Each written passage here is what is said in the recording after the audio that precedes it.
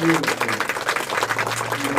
आपके अपने YouTube channel cutting secretary के मेथड में आप लोगों का फिर से हम स्वागत करते हैं। और आज एक नए अध्याय के साथ आप लोगों के सामने आए हुए हैं। आज का जो दिन है रविवार है, और रविवार के दिन हम बताए थे कि हम सामान्य ज्ञान से संबंधित तथ्य लाएंगे जो आप लोगों के जीके के कॉन्सेप्ट को मजबूत करने वाला है। तो आइए हम सीधे आज रविवार के दिन जो है हम प्रधानमंत्री के बारे में आपको बताने वाले हैं कि प्रधानमंत्री का पद क्या होता है, प्रधानमंत्री में क्या क्या शक्तियां निहित होती है, प्रधानमंत्री क्या क्या कार्य कर सकते हैं और प्रधानमंत्री की नियुक्ति कैसी होती है। ये सारी की सारी बातें आज हम आपको बताने वाले हैं। चलिए आप सीधे आते हैं अपने स्क्रीन पर। आपके स्क्रीन पे दिख रहा होगा सबसे पहले जो है लिखे हैं प्राइम मिनिस्टर, और इसके ऊपर में आपको दो शब्द दिख रहा होगा, एक में लिखे हैं रियल हीरो ऑफ इंडिया। आप जान लीजिए प्रधानमंत्री भारत के वास्तविकता में वास्तविक हीरो कहे जाते हैं। कारण यही है कि प्रधानमंत्री में बहुत सारी शक्तियां निहित होती है।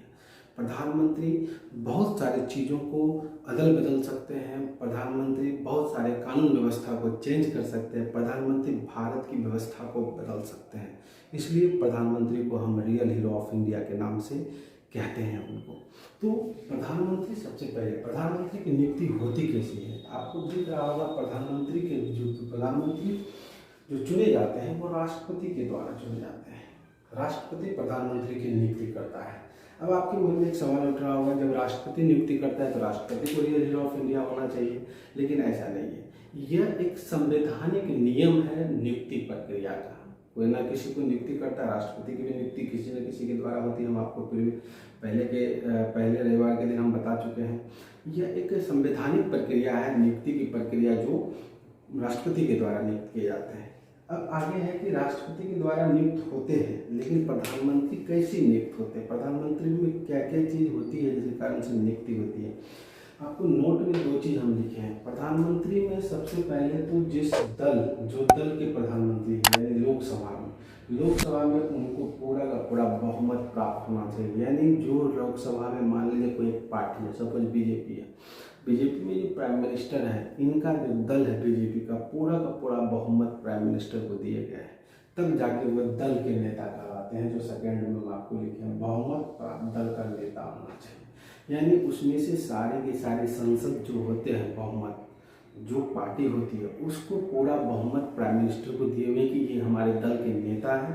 तब जाके हम उनको प्राइम मिनिस्टर मानते हैं और तब जाके राष्ट्रपति नियुक्ति करते हैं। यदि मंत्रिपरिषद दल का नेता प्राइम मिनिस्टर किसी को ना माने तो राष्ट्रपति भी उसकी नियुक्ति नहीं कर सकता है। इसलिए सबसे पहले प्राइम मिनिस्टर में बहुमत प्राप्त होना चाहिए किसी एक दल का, चाहे वो कोई भी पार्टी का हो, उस दल का उसको बहुमत पूरा प्राप्त होना चाहिए। तब जाके राष्ट्रपति उनकी नियुक्ति कर सकता है, अन्यथा नहीं हो पाएगा उनकी नियुक्ति। दूसरा है कि उनको जो दल है उनमें उनको सारी के सारे बहुमत प्राप्त होना चाहिए। सारे व्यक्ति उनके सपोर्ट में होना चाहिए कि हाँ ये हमारे दल के नेता है, इनको प्राइम मिनिस्टर बनाया जाए।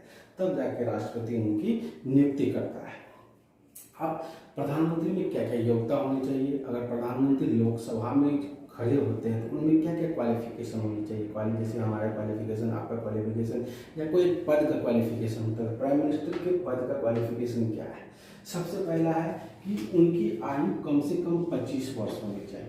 यानी अगर हमारी भी आयु 25 वर्ष है और हम किसी बहुमत प्राप्त दल के नेता हैं तो हम भी प्राइम मिनिस्टर बन सकते हैं, लेकिन हमारी उम्र कम से कम 25 होनी चाहिए। ज़्यादा से ज़्यादा नहीं दिया गया है, कम से कम 25 होनी चाहिए। दूसरा, हमको इंडियन सिटीजन होना चाहिए। मैं सिटीजन, भारत की नागरिकता हमको होनी चाहिए। हम भारत के स्थायी नागरिक होने चाहिए, तब जाके हम प्राइम मिनिस्टर के बनने योग्य हैं। तीसरा है दोनों सदन में से किसी एक की सदस्यता प्राप्त होनी चाहिए। दोनों सदन क्या होता है हम आपको बता चुके हैं। संसद के दो सदन है, एक होते हैं लोकसभा, एक होते हैं राज्यसभा। लोकसभा या राज्यसभा में से किसी न किसी सदन की सदस्यता प्राप्त होनी चाहिए। यानी उस सदस्य होने चाहिए दोनों में से किसी एक का, चाहे वो लोकसभा के हो सकते हैं, चाहे वो राज्यसभा के हो सकते हैं।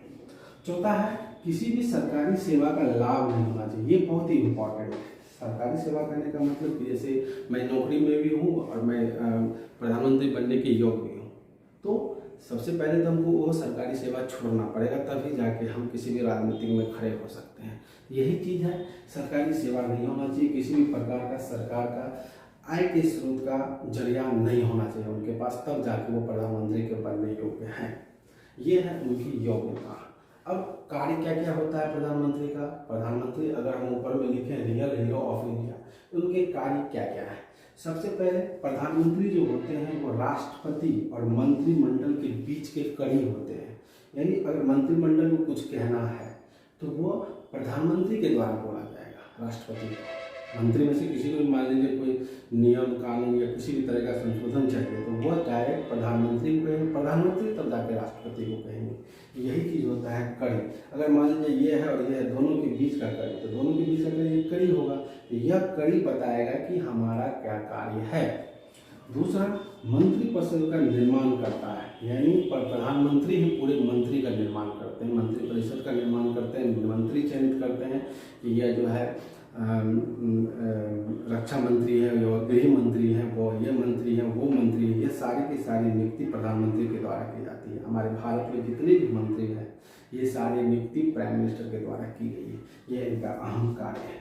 तीसरा, मंत्रिमंडल की अध्यक्षता करता है, यानी मेन हेड होते हैं मंत्रिमंडल का, क्योंकि सदन के नेता अगर वो हुए, हेड हुए वो, और उनके अनुसार मंत्रिमंडल चलता है।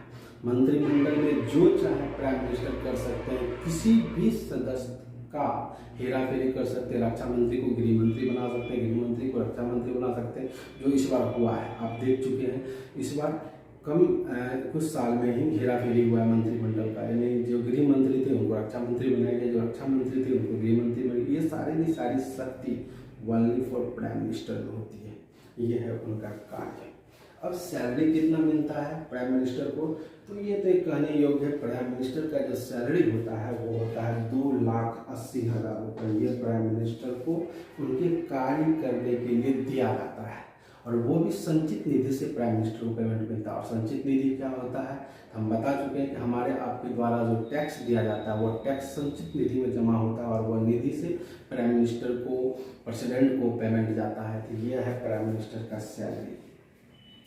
अब उनका कार्य कितने, अगर कोई बहुमत प्राप्त दल के नेता है, वो प्राइम मिनिस्टर बन चुके हैं, तो वो कितने साल तक प्राइम मिनिस्टर रहेंगे? तो वो 5 वर्ष तक प्राइम मिनिस्टर रह सकते हैं। 5 वर्ष के बाद फिर से लोकसभा का चुनाव होगा, फिर से री इलेक्शन होगा, फिर प्राइम मिनिस्टर का चुनाव होगा, फिर राष्ट्रपति प्राइम मिनिस्टर की नियुक्ति करेंगे। फिलहाल 5 वर्ष के लिए वो प्राइम मिनिस्टर बनने योग्य है। अब प्राइम मिनिस्टर में एक्स्ट्रा पावर है। एक्स्ट्रा पावर क्या होता है? तो किसी भी राज्य में वित्तीय बजट पारित करते हैं प्राइम मिनिस्टर। वित्तीय बजट कहने का मतलब क्या? उस राज्य को प्रोग्रेस करना है, उस राज्य में कोई और चीज़ लाना है, वो सारा का सारा निर्धारण, पैसे देना, सारा का सारा कार्य प्राइम मिनिस्टर को होता है। सपोज मान लीजिए कि हमारे यहाँ सहरसा में रेलवे सेवा है, तो रेलवे कुछ और नया बढ़ोतरी करने में सबसे पहले प्राइम मिनिस्टर उसको क्या करेंगे? वित्तीय बजट पेश करेंगे, वित्तीय बजट देंगे, तब जाके वो सहरसा में एक नया रेल सेवा उत्पन्न होगा। या मान लीजिए सहरसा में कुछ नया करना है, तो वो सारा का सारा बजट प्रधानमंत्री निर्धारित करते हैं और वो बजट पेश किया जाता है। ठीक है। दूसरा, संविधान संशोधन की शक्तियाँ होती हैं। आप जानते होंगे बहुत सारे ऐसे संविधान में संशोधन हुए हैं। कभी इससे पहले अगर कुछ साल पहले की बात करेंगे तो बालिग का योग 16 वर्ष था, अब जाके 18 वर्ष कर दिया गया। तो ये संशोधन जो हुआ है, ये संशोधन प्रधानमंत्री के द्वारा किया जाता है। यह संशोधन प्रधानमंत्री के द्वारा किया जाता है। किसी भी नए नियम को लाना, नए कानून को लाना, ये सारी की सारी शक्तियाँ प्राइम मिनिस्टर में होती है। इसी को कहते हैं संविधान संशोधन। तीसरा, प्रशासन संबंधी शक्तियाँ, यानी मेन पावर। एडमिनिस्ट्रेशन डिपार्टमेंट का मेन पावर जो होता है प्राइम मिनिस्टर के पास होता है। हम बोल चुके हैं prime minister is the real hero of our India.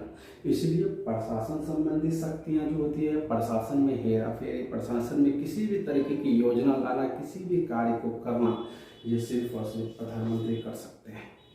व्यवस्था संबंधी शक्ति, व्यवस्था कहने का मतलब पूरे भारत में, जैसे भारत में अनेक राज्य हैं, 29 राज्य हैं या 28 राज्य हैं, इस सारे राज्यों में कोई भी व्यवस्था लानी हो, नई व्यवस्था, अगर मान लीजिए सहरसा बिहार में एक राज्य है, बिहार में प्रधानमंत्री चाहते हैं कोई फैक्ट्री स्थापित करवाना, तो ये व्यवस्था शक्ति लाने का काम प्राइम मिनिस्टर को होता है। कुछ नया करना अगर किसी राज्य में करना हो, ये सारे की सारी शक्ति प्राइम मिनिस्टर करेंगे। यह थी प्रधानमंत्री की एक्स्ट्रा पावर। अब आप समझ लीजिए कि प्राइम मिनिस्टर जो होते हैं, यह प्राइम मिनिस्टर भारत के अर्थव्यवस्था को बदल सकते हैं। प्राइम मिनिस्टर चाहे तो कुछ भी कर सकते हैं। अभी आपको हाल फिलहाल कुछ दिन पहले ही देखे होंगे, नोट संबंधी बात हुई थी। यह कौन किया था? नोट में चेंजिंग कौन किया था? अभी जस्ट हम बात बता चुके हैं कि वित्तीय बजट में, वित्तीय कहते फाइनेंशियल में हेराफेरी प्राइम मिनिस्टर की है। पहले 2000 नोट को हटा दिए या 2000 नोट लाए, 500 के नोट को चेंज किए। ये सारी की शक्ति किनके पास है? प्राइम मिनिस्टर के पास है। प्राइम मिनिस्टर चाहे तो भारत की अर्थव्यवस्था, भारत की शक्ति, भारत के प्रशासन संबंधी शक्तियाँ, भारत के संविधान संशोधन के बारे में कुछ भी प्राइम मिनिस्टर हेरफेर कर सकते हैं। यह पावर सिर्फ और सिर्फ प्राइम मिनिस्टर के पास होगा। इसलिए हम लोग प्राइम मिनिस्टर को real hero of our India कहते हैं। और ध्यान रखिएगा, किसी भी चीज़ में, किसी भी नए कार्य को लाना प्राइम मिनिस्टर का काम है। यह है प्राइम मिनिस्टर से संबंधित कुछ तथ्य जो आपके सामान्य ज्ञान को मजबूत करने वाला है। दोस्तों, छात्रों, आज हमारा क्लास यही खत्म होता है। हम फिर से आपको जाते जाते बताएंगे कि अभी हमारा क्लास का बेसिक चल रहा है, तो जो भी बच्चे क्लास छूटे पड़े हुए हैं उन तक हमारे वीडियो को पहुंचाएं, ताकि वो शिक्षा का सही रूप से आनंद ले सके, घर बैठे उन्हें शिक्षा प्राप्त हो सके, सही शिक्षा प्राप्त हो सके। आज का क्लास यही खत्म होता है।